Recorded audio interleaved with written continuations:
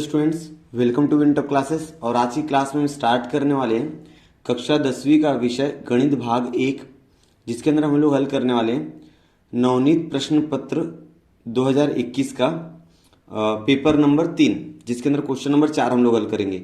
Students, इसके पहले भी मैंने क्वेश्चन नंबर 4 प्रश्न पत्र 1 का, प्रश्न पत्र 2 का, दोनों क्वेश्चन सेट का मैंने क्वेश्चन नंबर 4 में करा दिया है।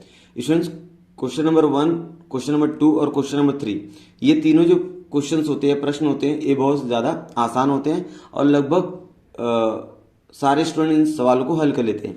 तो सवाल करने में प्रॉब्लम कहाँ आती है? क्वेश्चन नंबर 4 में।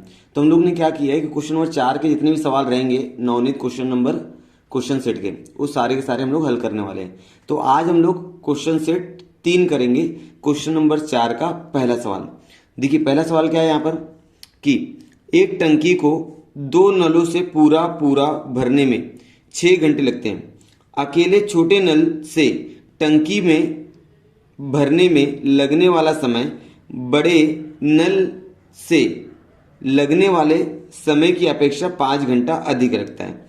तो प्रत्येक नल को अकेले वही टंकी भरने के लिए कितना समय लगेगा? स्टूडेंट्स, यहाँ पर एक टंकी है और उस टंकी को भरने के लिए 2 नल है। एक नल छोटा है, दूसरा वाला नल बड़ा है। अगर दोनों नल आप एक साथ चालू रखते हो तो 6 घंटे के अंदर टंकी क्या होती है? भर जाती है। अगर आप अकेले छोटे नल को चालू रखते हो तो छोटे नल को बड़े नल की अपेक्षा 5 घंटा ज़्यादा लगेगा। मान लेते हैं अगर बड़ा वाला नल 5 घंटे में टंकी भरता है तो छोटा वाला नल 10 घंटे में टंकी पूरी भरेगा अकेले। तो हमको पता लगाना है कि अगर दोनों नल अकेले वह टंकी कितने देर में भरेंगे, मतलब छोटा वाला नल अकेले कितने देर में टंकी भरेगा और बड़ा वाला नल अकेले कितने देर में टंकी भरेगा। तो चलिए मान लेते हैं, माना सवाल हल करते हैं स्टूडेंट्स। हल माना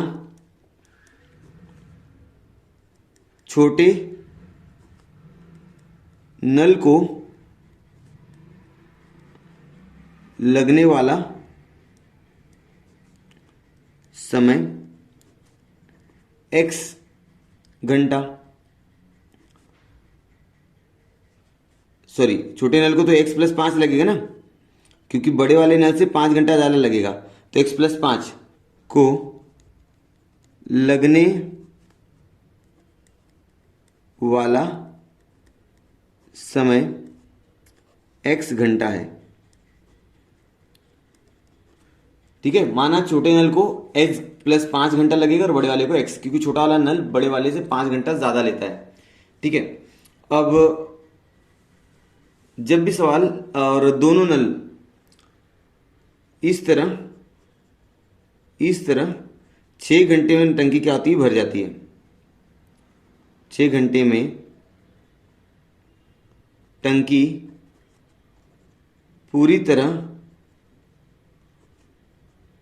भर जाएगी।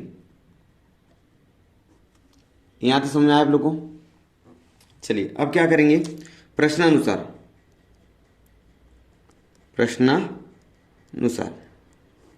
देखिए स्टूडेंट, जब भी सवाल काम वाला हो, समय वाला सवाल हो, तो उन समय को बटे में लिख दिया जाता है। 1/x मतलब वह काम करने के लिए कितना समय लगा, जो एक काम है वो करने के लिए कितना समय लगा। तो बड़े वाले नल को इतना, छोटे वाले नल को x + 5 घंटा लगेगा। ठीक है ना, यहाँ तो समझा आपको, बराबर 1/6। ठीक है, अब क्या करेंगे, इसको हल करेंगे लोग। आगे तिरे गुणा कीजिए, इसका x + 5 हो जाएगा, इसका किसके साथ कीजिए? x हो जाएगा, और नीचे का गुणा नीचे हो जाएगा x + 5 बराबर 1/6। यहाँ तो समझा होगा आप लोग को। चलिए अब आगे हल करते हैं इसको। तो क्या हो जाएगा स्टूडेंट्स, x और x 2x दिख रहा होगा आपको, और यहाँ पर हो जाएगा आपके पास x² + 5x ब्रैकेट के अंदर गुणा कर दिया है। अब क्या करें, तिरे गुणा करेंगे, 6 का गुणा इसके साथ और इसका गुणा इसके साथ। जब इसका गुणा आप इसके साथ करोगे 1 के साथ, तो ये मिलने वाला आपको x² + 5x मिलेगा। अब 6 का गुणा कर दीजिए इसके साथ, 12x + 30। यहाँ तक समझा है? चलिए अब आगे बढ़ते हैं। ये आप स्क्वायर + 5x - 12x - 30 बराबर 0। अब हो जाएगा x² - 7x - 30 बराबर कितना हो जाएगा स्टूडेंट्स? 0। अब आप सभी को क्या करना है, आप सभी को देखना है कि यहां पर तो कोई संख्या है नहीं, तो इसका गुणा यहां पर होगा नहीं। तो यहां पर एक है, एक का गुणा 30 में करो, 30 होने वाला है। तो गुणा करने में 30, घटाने में 7, ऐसी दो संख्याओं को पता लगाओ। गुणा किया तो 30 हो जाएगा, घटा दिया तो 7 हो जाएगा। तो उसका आंसर होता है 10 गुणे 3। 10 में से 3 जाएगा, 7 हो जाएगा, और 10×3 = 30 होता है, माइनस x² बराबर 0। अब इसके आगे का आगे करते हैं। चलिए स्टूडेंट्स, क्या हो जाएगा, x² minus 10x plus 3x minus 30। ये देखो स्टूडेंट्स, ये जो ब्रैकेट है ना, ये जो ब्रैकेट है टूटेगा तो अंदर का चिन्ह बदल हो जाएगा। 10 प्लस में था माइनस हो गया, और 3 माइनस में था प्लस हो गया, यहाँ पर -30। ठीक है, चलो यहाँ पर देखिए, यहाँ समझा, बराबर 0। इसलिए दो की जोड़ी बनाएंगे आप लोग, और यहाँ से x कॉमन लेंगे, x माइनस 10 अंदर बचेगा, यहाँ पर +3 लिया, x माइनस 10 अंदर बच गया, बराबर 0। तो x माइनस 10 हो जाएगा बराबर 0, या x प्लस 3 बराबर 0। तो x बराबर आप लोग 10 लेंगे, या x बराबर लेंगे -3। चूंकि स्टूडेंट्स यहाँ पर x को आपने समय माना है, और समय कभी भी ऋणात्मक नहीं होता है, इसलिए ये जो घटक है इसको नहीं लिया जाएगा। x बराबर नहीं रहेगा 3 के, क्योंकि समय ऋणात्मक नहीं होता है। समझ में आई मेरी बात? चलो, तो हम लोग क्या लेंगे, इसलिए x बराबर लेंगे 10। x बराबर कितना ले लेंगे स्टूडेंट्स, 10 ले लेंगे, 10 घंटे। ठीक है, अब x किसका मान है, बड़े नल को ना, तो हम लोग लिखेंगे बड़े नल को टंकी भरने में लगा समय बराबर 10 घंटा। छोटे नल को टंकी भरने में लगा समय क्या लिखा था स्टूडेंट्स, x प्लस 5, तो हो जाएगा 10 प्लस 5 बराबर 15 घंटा। ठीक है, 15 घंटा लगेगा छोटे वाले नल को, और 10 घंटा लगेगा बड़े वाले नल को। इस तरह से आपको ये सवाल समझ में आ गया कि एक टंकी को 2 नलों द्वारा भरना है, और 6 घंटे में दोनों नल भर लेते हैं। तो अगर छोटा वाला नल बड़े वाले नल की अपेक्षा 5 घंटा ज़्यादा लेता है, तो दोनों नल अगर अकेले भरेंगे तो बड़े वाले नल को 10 घंटा लगेगा अकेले भरने के लिए, और छोटे वाले नल को 15 घंटे में छोटा वाला नल पूरी टंकी भर देगा। ठीक है, इस तरह से आपका ये सवाल हुआ। अब अगला सवाल करते हैं। चलिए स्टूडेंट्स, आपके सामने यहाँ दूसरा सवाल है। किसी अंकगणित श्रृंखला का प्रथम पद 100 तथा प्रथम 6 पदों का योगफल अगले 6 पदों के योगफल का 5 गुना है, तो वह अंकगणित श्रृंखला ज्ञात कीजिए। हमको स्टूडेंट्स यहाँ पर सवाल दिया है कि प्रथम पद मतलब यहाँ पर a का मान दे दिया स्टूडेंट्स 100। ठीक है, और प्रथम 6 पद क्या रहेंगे, T1 T2 T3 T4 T5 T6 का योगफल, मतलब उन सभी को क्या करेंगे, हम लोग जोड़ देंगे। अगले 6 पद क्या रहेंगे, T6 तक हो गया है, T7 T8 T9 T12 तक रहेगा। ठीक है ना, तो अगले 6 पदों का 5 गुना है, तो अंकगणित श्रृंखला हमको ज्ञात करनी है। अंकगणित श्रृंखला में आप लोग देखोगे पहले T1 रहता है, फिर कॉमा देके T2 रहेगा, फिर कॉमा देके T3 रहेगा, इस तरह से रहता है। तो मतलब यहाँ पर T1 T2 T3 का मान निकालेंगे और हम लोग अंकगणित श्रृंखला लिख देंगे। लेकिन T1 T2 का मान निकालने के लिए हमको A और D का मान मालूम होना चाहिए। यहाँ पर A का मान तो दिया हुआ है, लेकिन D का मान नहीं दिया है। तो हम लोग क्या करेंगे, यहाँ पर जो शर्त लिखी गई है, इस शर्त का उपयोग करेंगे, और इस शर्त के हिसाब से हम लोग D का मान ज्ञात करेंगे। चलिए स्टूडेंट, सबसे पहले जो लिखा है उसको लिख लेते हैं हम लोग। क्या लिखा है, हल करेंगे तो लिखा है प्रथम पद यानी कि स्टूडेंट्स ए बराबर दिया उसने 100। ठीक है, ए का मान उसने दिया हुआ है 100, सवाल में दिया है। और क्या बोला, प्रथम 6 पदों का योगफल शर्त के अनुसार हम लोग लिखेंगे, शर्त के अनुसार प्रथम 6 पदों का योगफल, ये जो रहेगा 6 गुणे 5 गुणे, सॉरी सुने, 5 गुणे अगले 6 पद। ठीक है, ये आपको समझ में आ रहा है क्या? ओके, तो प्रथम पद क्या रहेगा students? T1, T2, T3, T4, T5, T6 बराबर 5 गुणे T7, T8, T9, T10, T11, T12। ठीक है, यहां तक समझा आपको। और अगर T1 की बात करूं तो यहां पर होता है A, T2 की बात करूं A प्लस डी, T3 कितना हो जाएगा A प्लस 2D। सिर्फ D क्या होता है, एक एक बढ़ते जाता है, A का मान उतना ही रहता है। A plus 3D, A plus 4D, A plus 5D, ये 6 पद हो गए आपके। T6 चलेगा तो D एक कम रहता है हमेशा, आप सभी को मालूम होगा।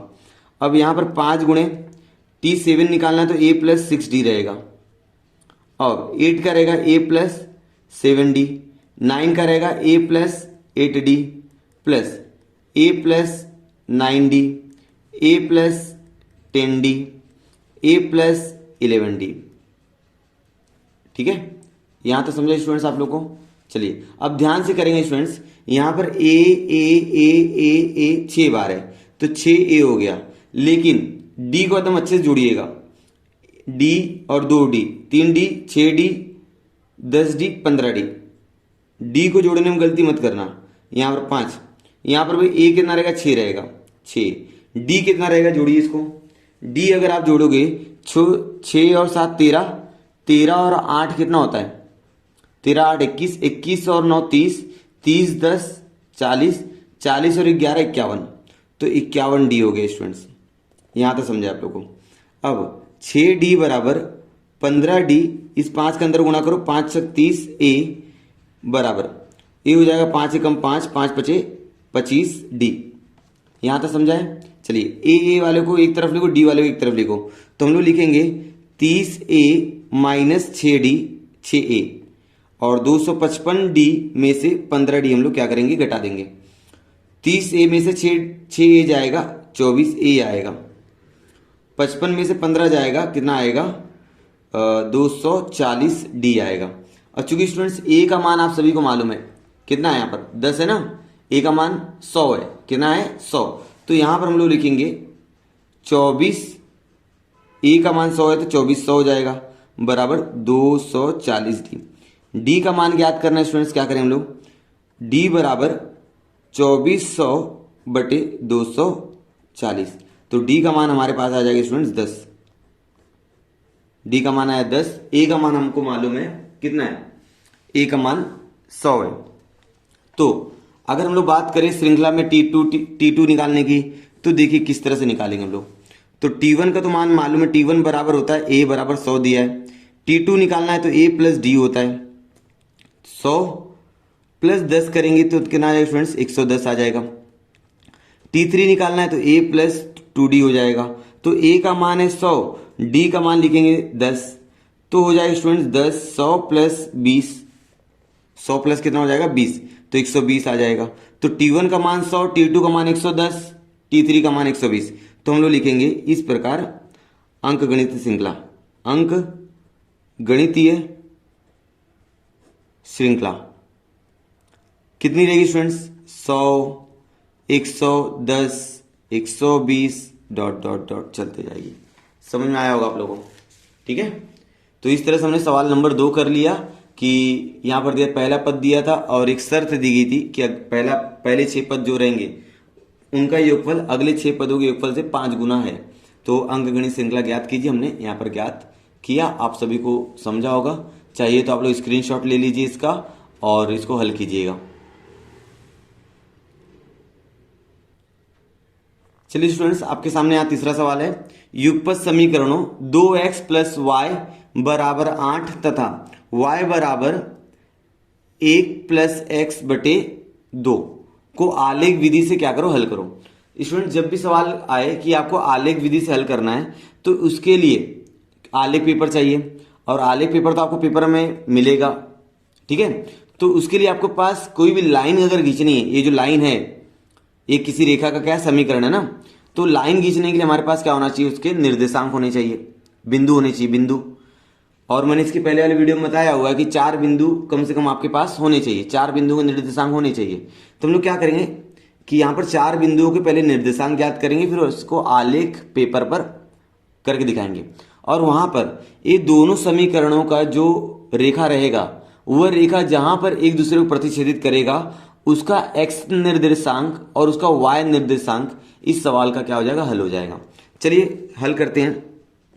क्या लिखा है स्टूडेंट्स, यहां पर पहला समीकरण है 2x + y बराबर कितना हो जाएगा, 8। तो मैंने क्या बताया था कि पहले वाले वीडियो में बताया हुआ है कि यदि आपको बिंदु निकालने तो दिए गए समीकरण को x के बराबर में या तो y के बराबर में आप लिख लीजिएगा। तो मैं यहाँ पर दिए गए समीकरण को x और y के बराबर में लिख दिया, y के बराबर में लिख दिया। अब क्या करेंगे, यहाँ पर एक बॉक्स बनाएंगे जिसके अंदर हम लोग 4 बिंदु ज्ञात करेंगे। कितने बिंदु ज्ञात करेंगे, 4 बिंदु, या तो कम से कम आप 3 बिंदु भी ज्ञात कर सकते हो। चलो ये बॉक्स मैं बनाता हूँ पहले। चलिए स्टूडेंट्स, इस तरह से हम लोग बॉक्स बना के रख देंगे, इस तरह से हम लोग सारणी बना देंगे। अब यहाँ पर x का मान रखते जाइए, y का मान आते जाएगा। आप इस बार x का मान 4 बार रखेंगे, 4 बार y का मान आएगा। यहाँ पर x का मान रखिए 1, तो y का मान कितना आएगा। जब स्टूडेंट्स x की जगह आप 1 रखोगे, 2 एकम 2 हो जाएगा, 8 में से 2 जाएगा कितना आएगा, 6। सही है ना। अब x का मान आप रखिए 2, x का मान कितना रख लीजिए 2, तो यहाँ पर 2 दूना 4 हो जाएगा, 8 में से 4 जाएगा 4, ठीक है। x का मान 3 रखिए, तो 2 3 कितना हो जाएगा 6, 8 में से 6 जाएगा 2 आएगा। x का मान रख लीजिए 4, तो 2 चौक 8, 8 में से 8 जाएगा 0। तो यहाँ पर आपको मिला 1,6, 2,4, 3,2 और 4,0। इस तरह से 4 बिंदु मिल गए आपको। अब ये 4 बिंदुओं को हमको आलेख कागज पर स्थापित करना पड़ेगा, हम लोग बाद में करेंगे। अभी तो पहली समीकरण के लिए हमने 4 बिंदु निकाल लिए, इसी प्रकार हम लोग दूसरा समीकरण भी लिख लिए और उसके लिए भी हम लोग 4 बिंदु निकाल लेंगे। चलो अब हम लोग यहाँ पर x का ऐसा मान रखोगे कि वो पूरा पूरा कट जाए। तो स्टूडेंट्स मैं यहाँ पर बोलूंगा x का पहले 1 मान रखिए। जब x का 1 मान रखोगे तो 1 और 1 कितना हो जाएगा, 2, 2/2 कितना हो जाएगा, 1 हो जाएगा, ठीक है। x का भी कितना मान रखिए स्टूडेंट्स, 3 रख लीजिए, ठीक है ना। यहाँ पर विषम संख्या रखो ताकि उसके साथ 1 जुड़ जाए तो सम संख्या हो जाए, और जब सम संख्या रहेगी तो 2 से कट जाएगा। यदि आपने यहाँ पर सम संख्या रखा तो उसको जोड़ोगे 1 तो विषम संख्या हो जाएगा, और जब 2 से भाग दोगे तो दशमलव में आएगा। तो दशमलव मत लाइए, ऐसा नहीं कि दशमलव में आएगा तो आपका सवाल नहीं हल होगा, लेकिन दशमलव में थोड़ा सा प्रॉब्लम होगा, इसलिए यहाँ पर विषम संख्या रखिए। 3 रख लो, 3 और 1 4, 4/2 2 होता है। यहाँ पर 5 रख लो, 5 और 1 6, 6/2 3 हो जाएगा। यहाँ पर 7 रख लो, 7 और 1 8 हो जाएगा, 7 रखा तो इतना 7 और 1 8, 8/2 4 हो जाएगा। तो देखा आप लोग ने किस तरह से हमने मान रखा और x का मान रखा, y का मान आता गया। तो 1,1 3 0 3 2 5 3 और 7 4। अब ये जो रेखा है, इस रेखा को और इस रेखा को आलेख कागज पर क्या करेंगे, हम लोग स्थापित करेंगे, और दोनों बिंदु जहां एक दूसरे को प्रतिच्छेदित करेंगे वहां पर हम लोग उसका x निर्देशांक और y निर्देशांक देखकर हम लोग हल लिख देंगे। तो इसके लिए हमको क्या करना पड़ेगा, उसके लिए हमको इस तरह से ग्राफ पेपर पर ड्रॉ कर लेना पड़ेगा, x अक्ष और y अक्ष, ठीक है। देखिए आपको दिख रहा होगा। तो यहाँ पर पैमाना मैंने लिख के रखा है, x अक्ष तथा y अक्ष पर 1 सेमी बराबर 1 इकाई। यहाँ पर स्टूडेंट्स रहेगा आपका x, यहाँ पर रहेगा x डैश, और यहाँ पर रहेगा y, और यहाँ पर रहेगा y डैश।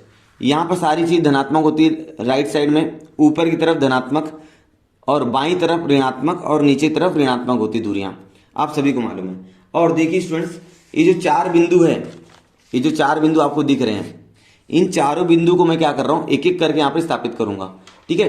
चलिए, तो पहला निर्देशांक 1,6 है, तो 1,6 कहाँ पर आएगा, मैं यहाँ पर स्थापित करता हूँ। यहाँ पर जो भी रचना कर रहा हूँ स्टूडेंट्स, वो मैं पेन से कर रहा हूँ, लेकिन आपको पेंसिल से करना है, इस बात का ध्यान रखेंगे। 1,6, फिर दूसरा 2 4 था, 2 4, फिर तीसरा 3 और 2 था, 3 लिया, यहाँ से 2 लिया, फिर इसके बाद 4 0 था यहाँ पर, ठीक है। अब आपको ये चारों बिंदु देखो एक रेखा पर दिख रहे हैं, तो हम लोग क्या करेंगे, वहां से एक रेखा खींच देंगे। देखिए दिख रहा है, एक लाइन में आना चाहिए, दिख रहा है एकदम अच्छे से देखो, एक लाइन में दिख रहा है कि नहीं, दिख रहा है ना। चलो अब इनको क्या करेंगे हम लोग, एक लाइन खींच देंगे। देखो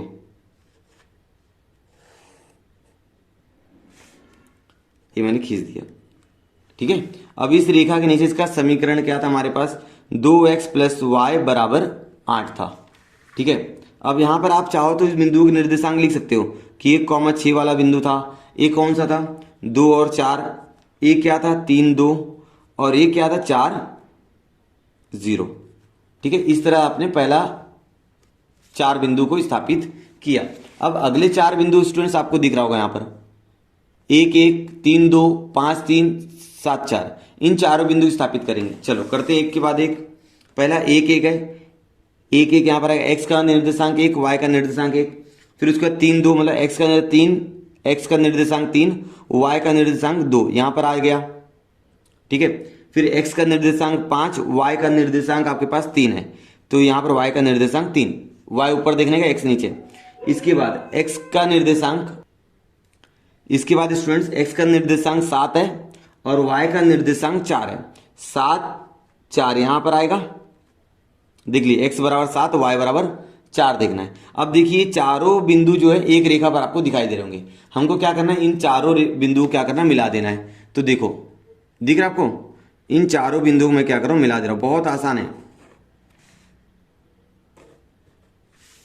अब बताइए स्टूडेंट्स, अगर मैं आपसे पूछूं कि इस रेखा का समीकरण क्या है, तो आप सब बताओगे y बराबर 1 ये है, ठीक है, 1 प्लस एक्स डिवाइड बाई 2। अब मैं अगर पूछा आपको कि बताइए ये दोनों बिंदु कहाँ प्रतिच्छेदित कर रहे हैं, तो आप बोलोगे यहाँ पर। और अगर मैंने पूछा उसका निर्देशांक कितना है, उसका प्रतिच्छेदन निर्देशांक कितना है, तो आप बोलोगे x का मान 3 है, y का मान 2 है। तो हमारा हल को क्या हो गया, हमारा हल हो गया स्टूडेंट्स 3 और 2, क्या हो गया स्टूडेंट्स 3 और 2। तो हम लोग क्या बोलेंगे, क्या बोलेंगे बताइए, युगपत समीकरण का हल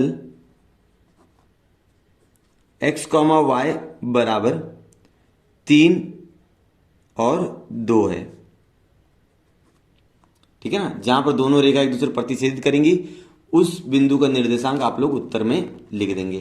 तो इस तरह से हमारा तीसरा सवाल हो गया, देख लीजिए आप लोग, युगपत समीकरण को आलेख विधि से हल करना था। जब भी आएगा तब उस समीकरण को x के बराबर में तो y के बराबर में लिखेंगे, और वो लिखने के बाद इस तरह से सारणी बनाएंगे। सारणी बनाने के बाद कम से कम 4 अधिक से अधिक 4 बिंदु, कम से कम 3 तो लीजिएगा। हमारे कक्षा 10वीं में 4 बिंदु लेने बोला है, तो 4 बिंदु के निर्देशांक याद करेंगे। आप सभी को मालूम है x का मान रखते जाओगे y का मान आते जाएगा, और मान रखते समय भी ध्यान देंगे कि मतलब ऐसा करो ताकि उसका जो कैलकुलेशन है, ठीक है, जो गणितीय संक्रियाएं वो जल्दी जल्दी हो जाए, उसमें प्रॉब्लम ना आए, ठीक है।